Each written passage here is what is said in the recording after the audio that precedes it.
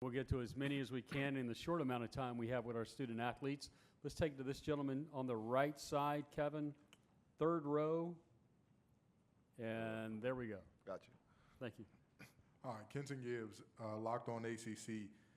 Kevin, you went from a backup, somewhat unheralded, to now leading a team to a ACC championship game appearance, college football playoff, and now you're a Heisman dark horse. How do you stay level-headed, humble, and hungry throughout that type of meteoric rise? You know, just remember where I came from.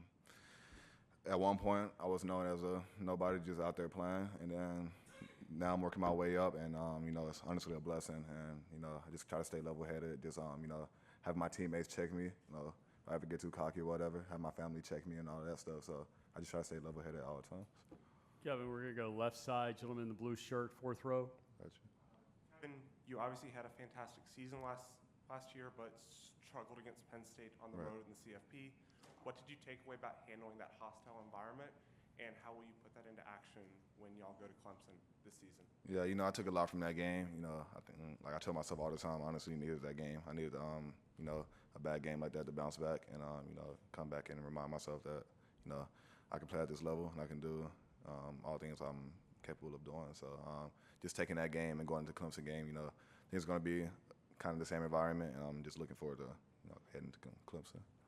Kevin, right side towards the back to the right of the cameraman. Dean Rolski on theponyexpress.com. In a college football landscape that is constantly changing, you come back to SMU with a coaching staff that remains exactly the same. Right. How much did that help you in this offseason and will help you pick up where you left off? Right. Yeah, it definitely helped me a lot, you know, just coming in the building, knowing I got the same coaches, same offense, just things like that, not me having to think too much of, you know, oh, I got to remember this, I got to learn this, and all that type of stuff. So it's really a big help just having the great coaching staff around me. You know, they push me each and every day to get better, and, you know, just trying to uplift that task. Kevin, left side, hard towards the wall, young lady in the red dress.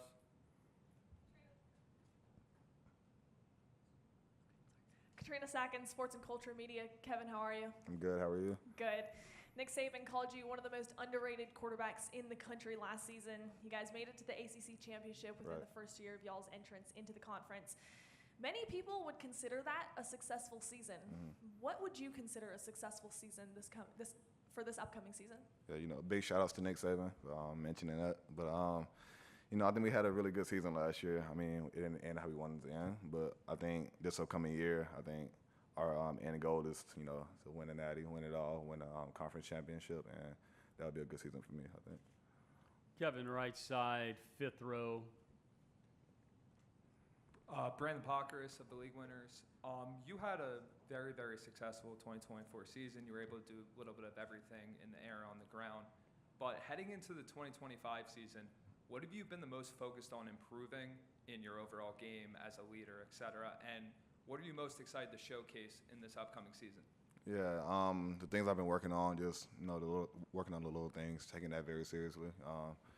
Being a better leader, being a more vocal leader at that, and also just, you know, decision making. You know, it kind of cost me a little bit last year, but I think heading to this year, I think I'm getting way better at decision making and making the right reads and all of that. And I'm just looking forward to see my team play this year. Honestly, that's what I'm more excited about. Kevin, left side towards the door, almost in the back. Hey, Kevin. Deshaun Miner, College Football Nation.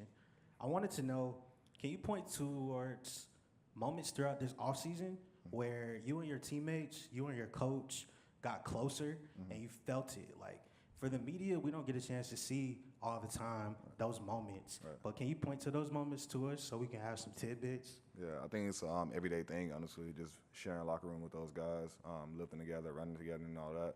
I think it just builds, like, courage for our team. Everybody's going through the same struggle on the field. Like, we're conditioning days, we're out there, you know, dying, killing us and all of that, and we're just able to lean on each other for help and all of that. And I think that's able to make our brotherhood so tight. And, yeah. Kevin, we're going to get your last question. We're going to move the microphone to the left of the camera stand, almost towards the back. Got you. Hustling over. Graham Dietz, Boston College, Eagles on Sports Illustrated. How's it going, Kevin? I'm pretty good. How are you? I'm good.